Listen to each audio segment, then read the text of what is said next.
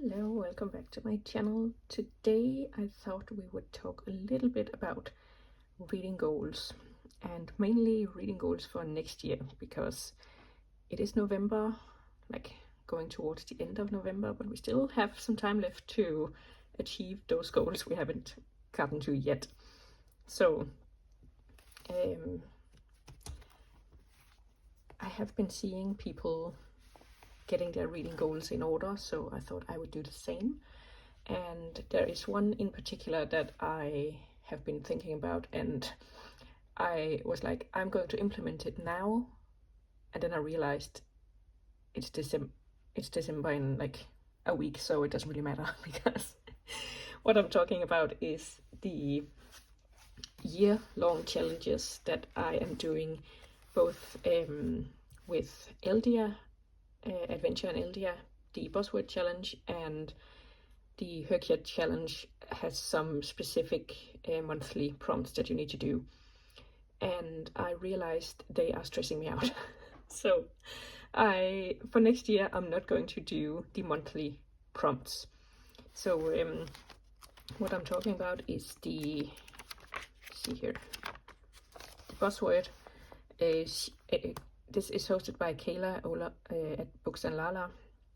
And she just put, January, February, March, April, so forth. And it's set up so you can do one book a month with either the word in the title or like the theme in the title. But I do believe that she says that you can do it whenever you want. So you don't have to read May's book in May. You can just do it whenever. And then once you've completed everything, you're done with the readathon. So you could be done in like April or May, depending on how much you focus on this. And like I said, I was going to implement the rule that I don't have to do it monthly now already, but I only have December left, so it doesn't really matter for this year. But for next year, I do think I will just fill it up as and when, and then maybe take a month or two to really focus on it, and then finish it. And we also have Adventure in Eldia, which is this one. I'm assuming that this is hosted by G over at Book Roast on YouTube. And I'm going to assume that she's going to do it again next year. She has been doing it for the last 3-4 years, I would say. And yeah, I think this is also set up so that you're meant to do it monthly, to take one prompt each month. But like I said, it's stressing me out having to have all these books specifically read in these months. So I think I'll also just either play, it kind of depends on how she does it, because this one is a little bit different from how she has done it previous years.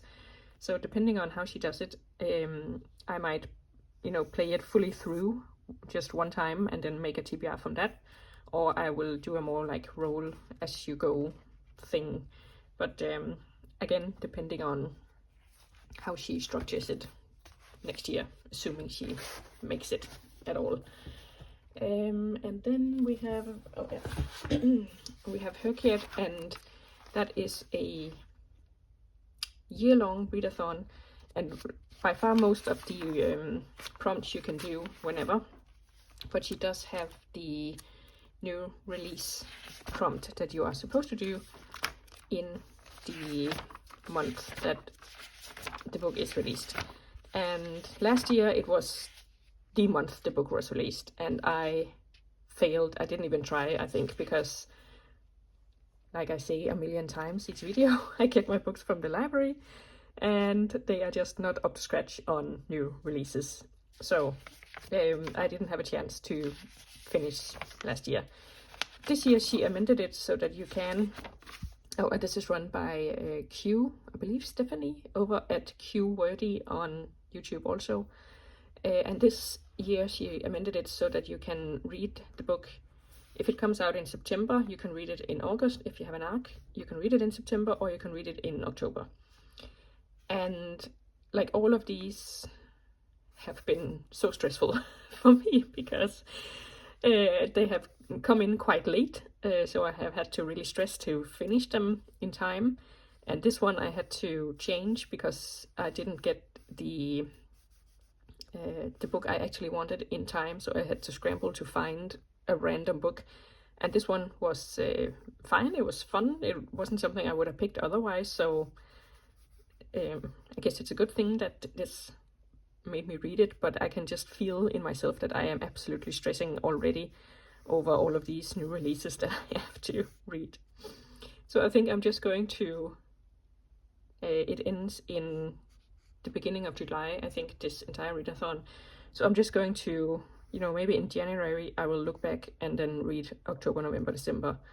And then, of course, in May and June, I'm going to have to be a little bit more up to scratch on the publications. Yeah, but I have been slumping so hard this year, like ever since July, when I did the Sunrise on the readathon, Hunger Games inspired readathon by Katie Colson, again on YouTube. And it was so much fun, and I read so many books, and yeah, it was great. But I don't know if that's what did it, because I read like every minute of every day that I could, because I had to fight for my tributes.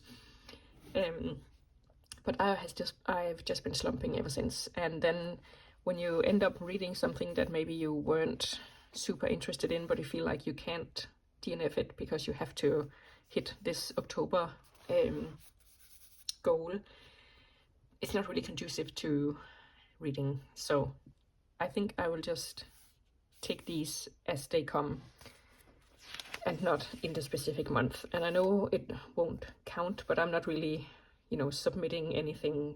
This is just for me. So, and then she also has the there's one more. Let's see. There is the Heritage Months, which of course in November it's Indigenous Pride. So you should read a Indigenous novel, or what's it called? Indigenous Own Voices novel or something for November, and February is Black History. So not every month has something, but all of these are the ones that she has put in to the challenge. And for July I managed to do it, and in September and October, it had 2 months for some reason, I also managed to do it. But in November, the one that I had originally picked out, The Berry Pickers, I read that earlier this year, so it doesn't count here. And then I started To Shape a Dragon's Breath, but I had to DNF it because I don't know, it's just so boring. So yeah, so now I would be scrambling to find another Indigenous Pride story for November and read it in this last week of the month. So yeah, and I do believe she said that you don't have to fulfill these in the specific months when she introduced them. Honestly, I can't remember, and I'm not really going to check because I'm not going to follow it. So I could read some Arab Heritage here in December and then tick it off for April. That is just how I'm going to do it going forward, because yeah, like I said, it is stressing me out having to be so specific with certain books I need to read. And that's like 4 books a month, and I usually read around 10 to 12 books a month, so it shouldn't really be that hard to just have 4 very specific books on my TBR that I need to get to, but for some reason it is. So I'm not going to stress myself out over it. I'm just going to allow myself to read it whenever and not really pay attention to the specific month. So that is one goal I have. This year I have had a few other goals. One is reading 100 books, and I have done that. Basically mostly because I have been listening to audiobooks going to and from work, so I get a lot of reading in that way. Then I had some series I wanted to finish, and I just wrote finish 10 series and didn't really specify which series. I do think I have finished 10 either by finishing them or DNFing them. And I think for next year I want to write down specific series I want to finish, so that it's not like I'm starting a new series and finishing it in the same year, and then the older series that I have been reading forever are still languishing. Then I had my TBR of reading 10 books, and I think I read 1. And by this TBR, I mean all the books I own, even the ones I have read, because I want to reread everything and see if I want to keep them. Now I don't have very many books, so it's not like I need to reread 1,000 books to see if I want to keep them. So, and I think here also maybe it would be helpful if I just picked out the books so that I didn't have to wonder. Then I have my Reading the World challenge, and that is my goal was to read 8 books this year. And let's see how well I did on that. I have no clue, because I read 7, so potentially still doable.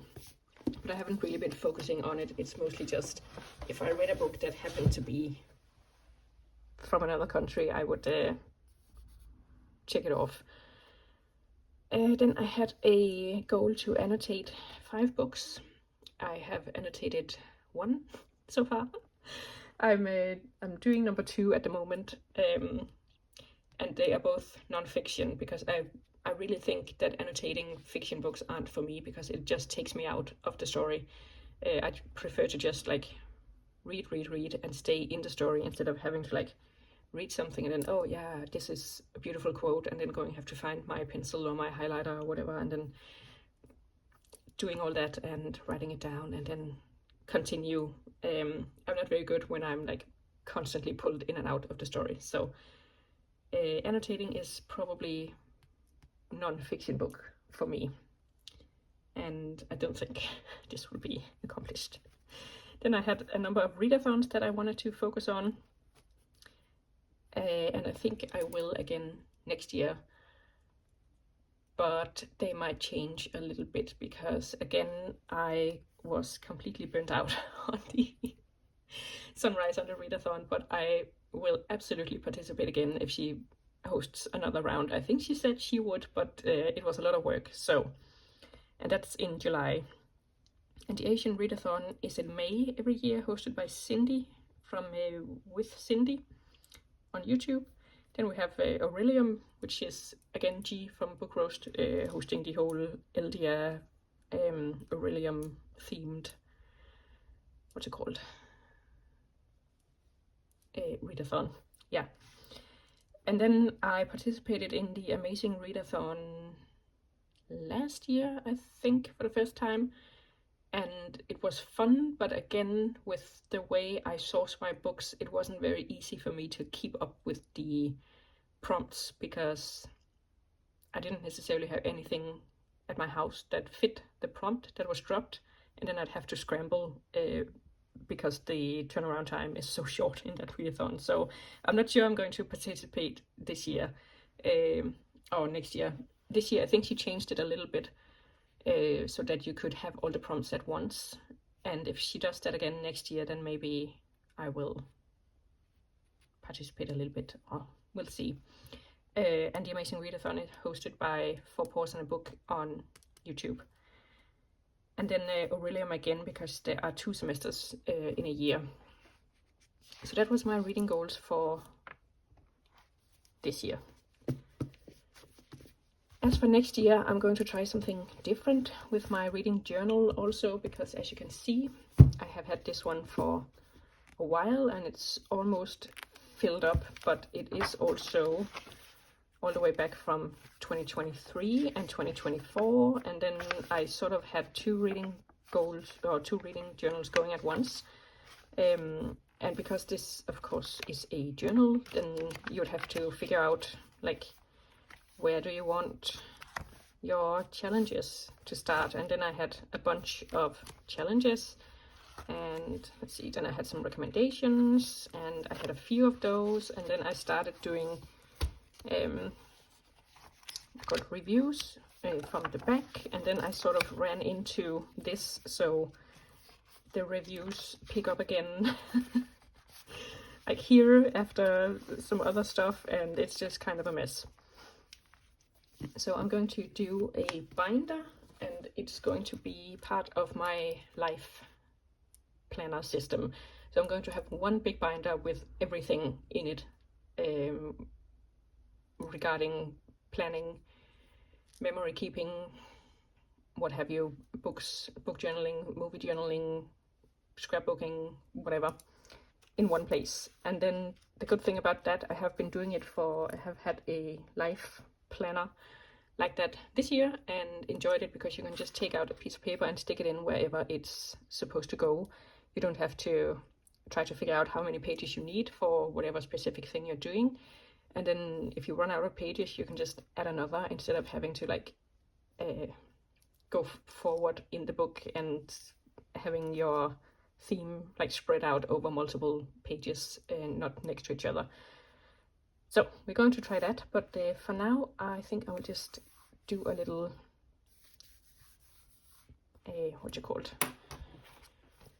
decorating of the page.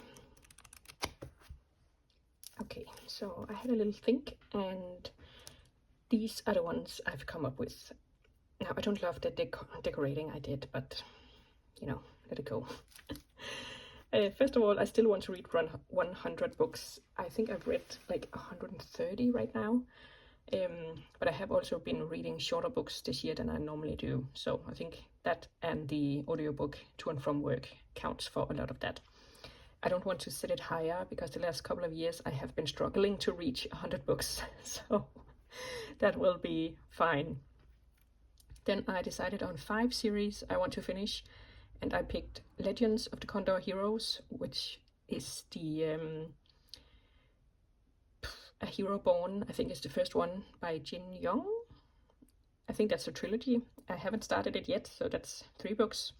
Then we have Heart and Mercy, where the first one is The Undertaking of Heart and Mercy. I read that last month. And as far as I know, there's only 1 book left in the series. Then we have the Sworn Soldier series by T. Kingfisher. Right now there's 3 books in it. I have read 2, so that's again just 1 more book I need to read. Then there's the Hunger Games. I have read the original trilogy and the Ballad of Songbirds and Snakes.